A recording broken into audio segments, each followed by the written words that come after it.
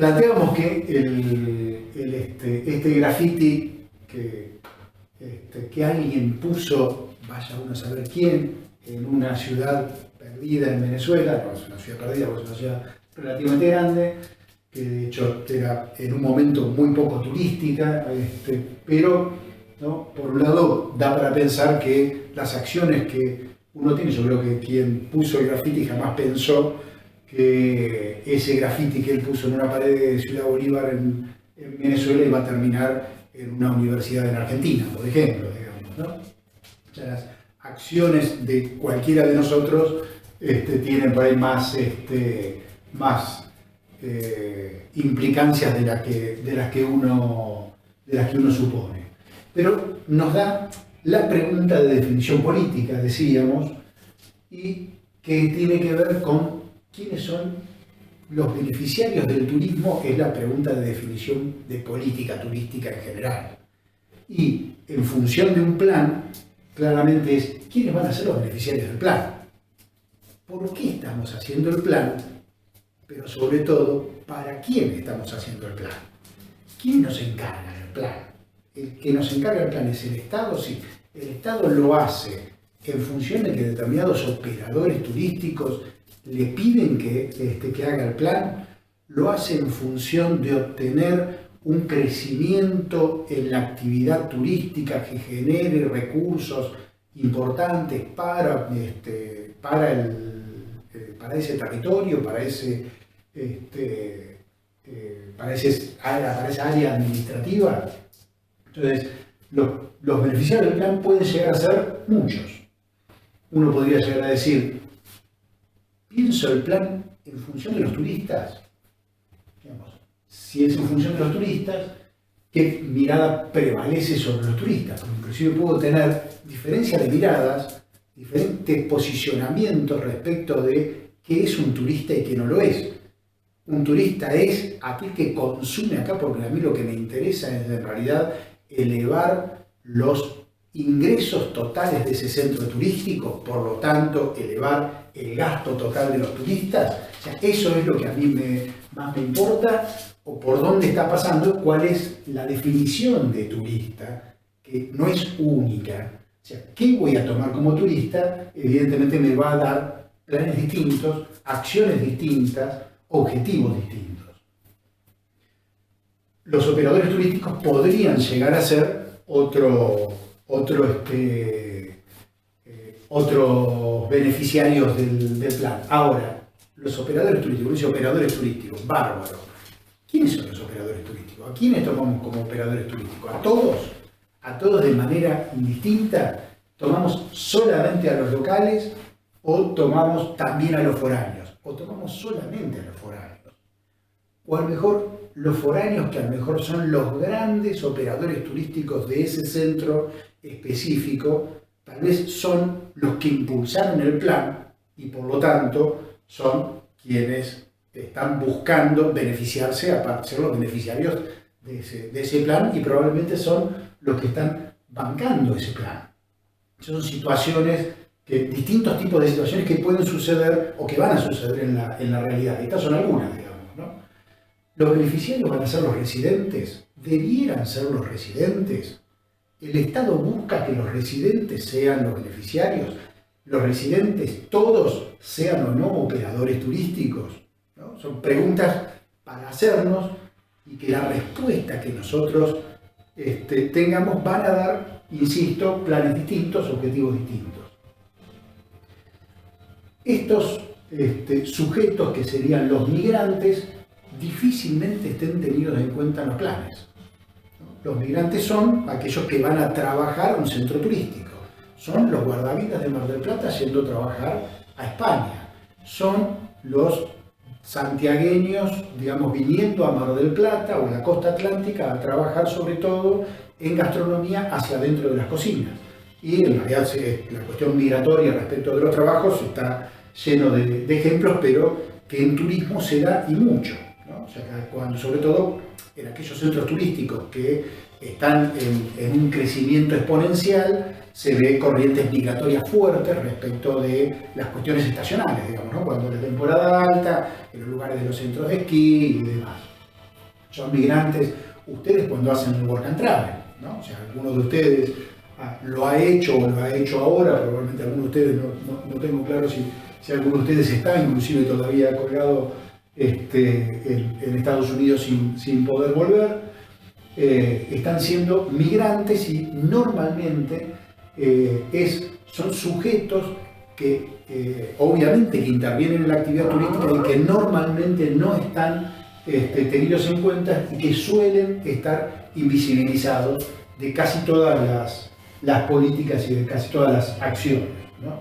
Entonces, estas son preguntas de política, digamos, referentes a un plan determinado, pero son preguntas de política referentes a el turismo en general. Cuando estamos hablando de poner en cuestión al turismo, estas preguntas son centrales.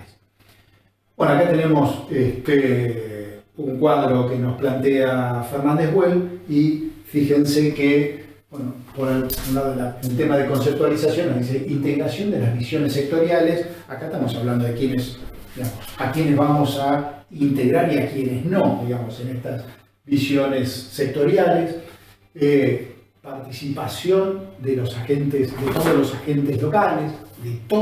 agentes locales, Cuando estamos hablando el tema, sobre todo en turismo, en muchos centros turísticos es fácil de ver cuando uno toma el ejemplo, ya sale de Mar del Plata o sale de Argentina y ve los ejemplos, por ejemplo, de los enclaves turísticos de Caribe, Punta Cana o Cancún, donde la mayoría de los agentes turísticos, de los operadores turísticos son foráneos y quienes están manejando el negocio turístico son foráneos y los agentes locales poco tienen de poder de decisión respecto de lo que la actividad turística refiere.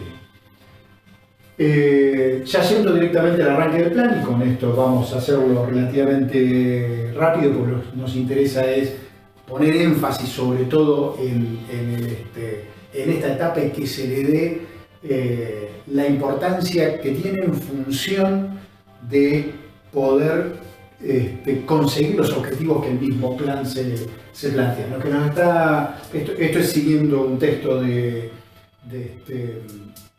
Fernández Buell.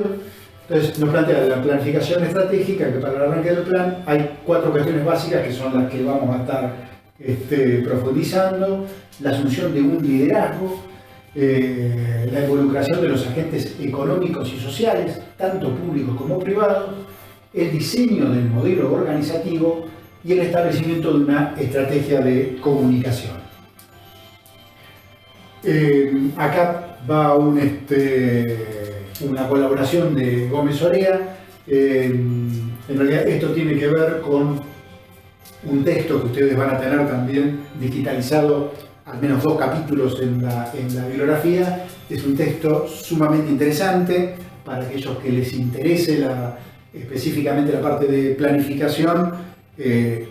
Lo súper recomendamos.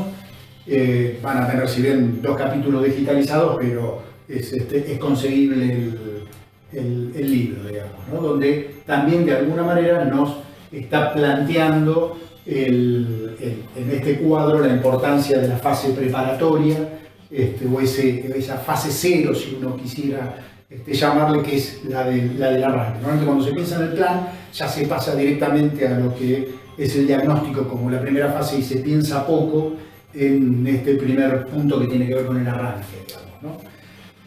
Entonces, en estas cuestiones básicas que teníamos, estas que aparecen en grisado, digamos, en el tema de la asunción del liderazgo, nos plantea Fernández Buell la importancia que tiene de poder identificar quiénes van a ser los líderes del plan, identificarlos claramente y que tengan determinadas características en función que no quede a medio camino en el plan, ¿no? Que sean creíbles, que tenga capacidad de convocatoria, habilidad para conciliar intereses, mediador, obviamente de acuerdo a la comunidad en la cual lo estemos planteando, va a ser más fácil o más difícil conseguir personas, esto ya estamos hablando de individuos, que cumplan con todas las características, pero uno trabaja con lo que tiene posible. Ya pasando al punto 2, involucración de los agentes económicos y sociales, públicos y privados, uno podría llegar, fíjense que en grisado les pongo Oslak y O'Donnell, en realidad es porque acá entra o nos puede meter el tema de la cuestión social. ¿Logramos que el plan se convierta en una cuestión social? Que el plan sea tratado, la necesidad del plan sea tratada entre esa comunidad, que los distintos actores sociales traten la importancia, la necesidad de que el plan sea llevado a cabo, que se haga, y con ponerlo en cuestión logramos que se involucren más cantidad de personas con respecto al plan. ¿Qué hacemos en función de conseguir que se involucren en el plan? Normalmente uno dice, bueno, bárbaro, me recibí licenciado en turismo, me ofrecieron tal puesto en la oficina de turismo de tal destino turístico, llegué, logré hacer un diagnóstico, me planteo hacer un plan, convoco o no a alguna consultoría o veo cómo lo puedo llegar a hacer con algún equipo que pueda conformar y llamo a una primera reunión, llamo a todos los agentes y digo, bueno, listo, acá voy a tener una convocatoria fenomenal. Cursé 500 invitaciones, llega el horario y vienen 3. ¿Qué hago? ¿No? Tiro el título, salgo corriendo del municipio, me jubilo, me dedico a otra cosa, o en realidad me planteo cuál es la problemática, que estoy ante una sociedad que tiene por ahí problemas de movilización y problemas de participación, y probablemente la necesidad de la participación ciudadana pase a ser parte de los objetivos del plan, ¿no? O sea, empiezo a ver con qué problemática realmente y con qué restricciones yo me voy a estar manejando, porque me voy a tener que manejar con eso. Entonces, por ahí me plantearé como objetivos que en la próxima reunión no sean 3, sino que sean 5, y en la otra trataré de que sean 9, y en la otra trataré de que sean los que estimo que puedan llegar a ser, y cómo logro hacerlo. Entonces, bueno, se busca un proceso descentralizado, activo, orientado a informar, concientizar, pipipi. Es necesario identificar los grupos de influencia, los actores sociales, convocar, lograr participación efectiva y articular su participación en el plan. No es fácil esto en casi ningún destino de Argentina, pero no es que sea imposible.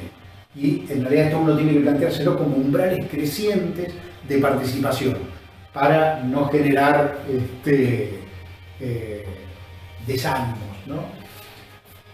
Instituciones, representantes o individuos tendrá que ver con la escala de la comunidad objeto de estudio, con el grado de participación que esa comunidad tenga, decisiones claves y mapas de posibles resistentes al plan. Esto, identificarlo, es sumamente importante, poder identificarlos para poder neutralizarlos, porque si no lo que vamos a estar teniendo es una cantidad de actores que a lo mejor nos están jugando en contra respecto a la posibilidad real de generar, de poner en funcionamiento ese plan y tratar de generar el compromiso de los actores que están participando para que sigan participando es básico. Respecto al diseño del modelo organizativo, acuérdense que esto está en función de Fernández Güell. Fernández Güell lo hace en función de una planificación estratégica de ciudades y está pensado sobre todo en Barcelona, o sea, una escala grande, y por ahí lo que estamos haciendo es hacer una planificación de un destino turístico de a lo mejor 3.000 habitantes, ¿sí? Entonces, obviamente las escalas no pueden ser las mismas, ¿no? Entonces, nos plantea que va a estar en función del alcance temporal y geográfico, del presupuesto, los recursos que vamos a estar teniendo, tanto humanos como materiales. La estructura tiene que ser flexible, integra a los participantes en cada fase, plantear esto como instrumento vivo, esto del proceso continuo que decíamos hace un ratito, y los requisitos de participación, que haya participación mixta, que no sea solo el sector público.